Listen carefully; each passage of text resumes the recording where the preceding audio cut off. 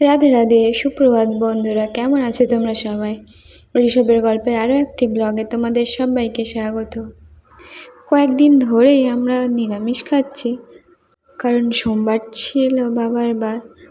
মঙ্গলবার সারা বছরই আমি করি মা মঙ্গলচণ্ডীর ব্রত। বুধবার ছিল পূর্ণিমা, আর বৃহস্পতিবার তো মা লক্ষ্মীর বার, নিরামিষই খাই। কয়েকদিন ধরে প্রায় নিরামিষ খাচ্ছিলাম, তাই মনে হলো যে আজকে একটু মাছ কিনে আনি। হ্যাঁ, মাছটা আমাকেই কিনতে হয়, কারণ ঋষভের বাবা সকালবেলা ডিউটিতে যখন বার হয়ে যায়, বাজার করার সময় খুব একটা পায় না। তাই চলে এলাম এই আমাদের বাড়ির কাছে পেঁয়াজগঞ্জের মোড়ে। এখানে এই দাদুটা প্রায় প্রতিদিনই বসে, তবে কোনো নদীর মাছ নিয়ে আসে না, পুকুরের মাছ বেশি নিয়ে আসে। আর এই দাদুটার একটা ট্যালেন্ট আছে, তোমাদেরকে আজকে দেখাবো, ভিডিওটা দেখতে থাকো, না দেখলে মিস করে যাবে। আজকে ছোট মাছ একটাও ছিল না, কাতলা মাছ ছিল, তাও প্রায় 2 কিলো 1.5 কিলো এরকম ওজনের। একটা খুঁজে ছোট মাছ পাওয়া গিয়েছিল, ওই মাছটাই ওজন করতে বলেছিলাম।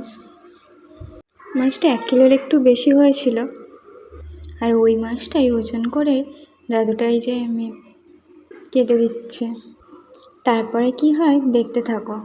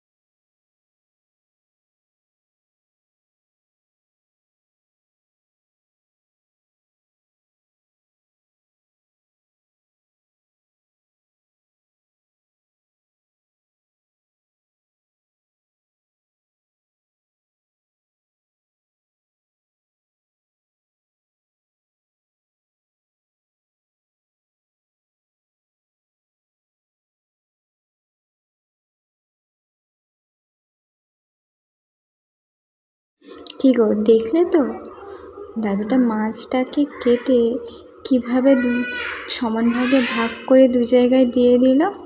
হ্যাঁ, এটাই ওনার ট্যালেন্ট, যে একটা মাছ যতই বড় হোক না কেন সেই মাছটাকে সমান ভাগেই ভাগ করে দেবে, ঠিক একটু কম বেশি হবে না।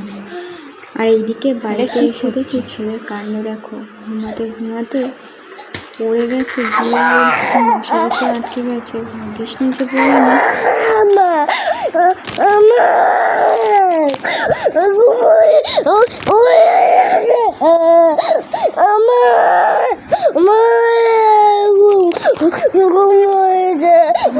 ঘুমিয়ে গেছে, পড়ে গেছো তুমি মা?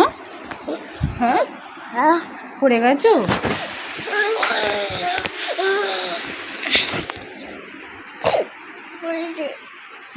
মা